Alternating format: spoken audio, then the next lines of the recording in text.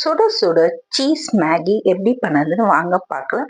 வீட்லயே நம்ம ரெஸ்டாரண்ட் ஸ்டைல்ல பண்ணலாம் வாங்க.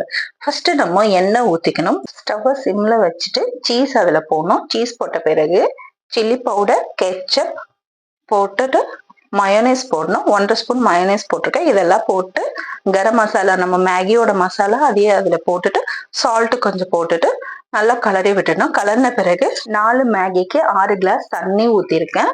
So Maggi packet. ஸோ 4 தண்ணி நல்லா கொதி வந்த பிறகு மேகியை அதுல போட்டுடணும். 4 பீஸும் அதுல கொதி வந்த பிறகு தட்டு போட்டு மூடிடணும். 10 நிமிஷத்துல சுட சுட நம்ம சீஸ் மேகி ரெடி ஆயிடுச்சு. இப்ப அதுல கொத்தமல்லி போட்டு இறக்கிதான் பாருங்களேன். சாப்பிடாத பிள்ளைங்க கூட கேட்டு வாங்கி ருசிச்சு சாப்பிடுவாங்க. இந்த வீடியோ உங்களுக்கு கண்டிப்பா யூஸ்ஃபுல்லா இருக்கும். இந்த வீடியோ உங்களுக்கு பிடிச்சிருந்தா லைக் பண்ணுங்க, சப்ஸ்கிரைப் பண்ணுங்க, உங்க ஃப்ரெண்ட்ஸோட ஷேர் பண்ணுங்க ஃப்ரெண்ட்ஸ். இந்த வீடியோ உங்களுக்கு பிடிச்சிருக்குன்னு நினைக்கிறேன், யூஸ்ஃபுல்லா இருக்கும். நெக்ஸ்ட் வீடியோல சந்திக்கலாம். தேங்க்யூ, பாய்.